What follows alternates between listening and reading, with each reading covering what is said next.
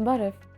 Մարդկային ուղեղը կարող է տառապել ոչ միայն քնի պակասից, այլև չափազանց երկար քնից, հատկապես եթե մարդը դեպրեսիայի հակում ունի։ Այսպիսի եզրակացության են եկել Տեխասի համալսարանի գիտնականները, վերլուծելով գրեթե 2000 մարդու տվյալներ։ Խոսքը գնում է միջին տարիքի մարդկանց մասին, առանց դեմենցիայի եւ ուղեղի կաթվածի պատմության։ Ուսումնասիրության մասնակիցների կոգնիտիվ ֆունկցիաները, հիշողությունը, ուշադրությունը, մտածողությունը խիստ տարբեր են եղել եւ կախված նաեւ նրանից, թե որքան են նրանք քնում։ Գլխավոր հայտնագործությունը հետևյալն է. ամենավատ վիճակը նրանց մոտ էր, ովքեր օրական քնում են ավելի քան 10 ժամ։ Այս մարդկանց մոտ ավելի թույլ էր հիշողությունը, տեսողական եւ տարածական կարողությունները եւ կատարողական ֆունկցիաները, ինչն ավելի կարեւոր է, բացասական էֆեկտն առավել արտահայտված էր նրանց մոտ, ովքեր ունեին դեպրեսիայի ախտանշաններ։ Դա վերաբերում էր թե նրանց, ովքեր բուժվում էին, թե նրանց, ովքեր չէին բուժվում։ Ինչպես նշում են հետազոտության հեղինակները, քնի մեծ տևողությունը կարող է լինել ոչ թե հետևանք, այլ դեպրեսիվ խանգարումներով մարդկանց մոտ կոգնիտիվ կարողությունների վատթարացման լրացուցիչ ֆակտոր։ Ինքն իրենով սա արդեն տագնապալի ազդանշան է։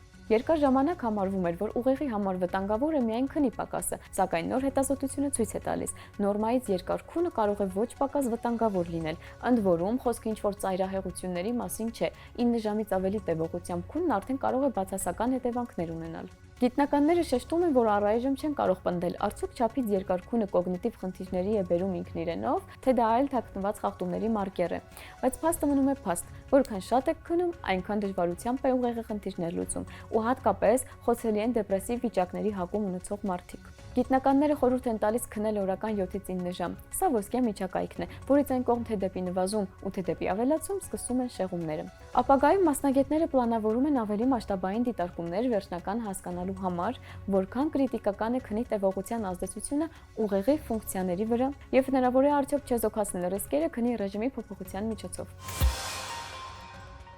Պատկերացրեք, որ կարող եք կառավարել ձեր iPhone-ը, iPad-ը կամ Apple Vision Pro-ն առանց հպումների, ձայնի կամ ժեստերի զուտ մտքի ուժով։ Apple ընկերությունը պաշտոնապես ներդնում է նեյրոինտերֆեյսեր իր սարքերում, ու դա կարող է դառնալ ամենամասշտաբային տեխնոլոգիական հեղափոխությունը սենսորային էկրանից հետո։ Այս գործում Apple-ի գործընկերն է նևրոլոգ Թոմ Օքսլիի հիմնադրած սինխրոն կենսաբժշկական ստարտափը, որի ներդրողների թվում են Բիլ Գեյթսն ու Ջեֆ Բեզոսը։ Ի տարբերություն Իլոն Մասկի Neuralink նախագծի, որտեղ ուղեղին միանալու համար անհրաժեշտ է վիրահատություն, սինխրոն օգտագործում է Stand-Drop անունով նրբագույն սարքը, որը ներարկում են արյունատար անոթի միջոցով։ Այն հասնում է ուղեղի անհրաժեշտ հատվածներին, չվնասելով հյուսվածքները։ Երբ նեյրոնները ազդանշան են ուղարկում օրինակ մատը շարժելու ցանկության մասին, Stand-Drop-ը որսում է դրանք եւ փոխանցում պրոցեսորին, որն էլ վերածում է ազդանշանները հրամանների, բացել հավելվածը, թերթել էջը, հաղորդագրություն գրել եւ այլն։ Եվ դա արդեն աշխատում է։ Դեռ նախորդ տարի կողմնային ամիոտրոֆիկ սկլերոզ ունեցող բուժառուն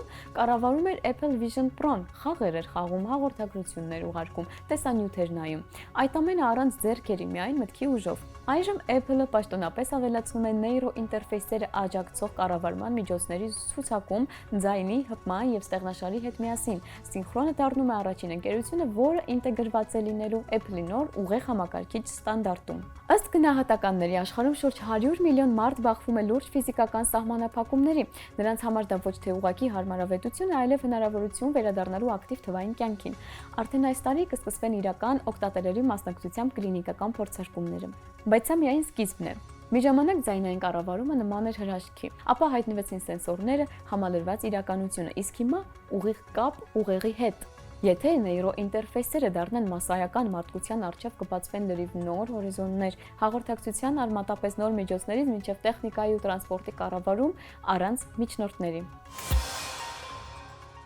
Այս շաբաթվա գիտաֆանտաստիկ ֆիլմ խորագրի ներքո պատմում ենք Դենի Վիլնյովի Դյունա դիլոգիայի մասին։ 2021-ի եւ 2024-ին էկրաններ բարձրացել Դյունա մաս առաջին եւ Դյունա մաս երկրորդ ֆիլմերում, Վիլնյովը որոշեց չկրկնել նախկին մեծերի սխալներն ու շարժվել նվազագույն դիմադրության ճանապարհով։ Ֆրենկ Հերբերտի լեգենդար վեպի աշխարհի բարդ տրամաբանությունն ու կապերը հանրագիտարանային մանրամասնությամբ պատմելու փոխարեն նա ներկայացրեց այն միայն ընդհանուր գույներով։ Կա կայսրություն ու կան մեծ տներ,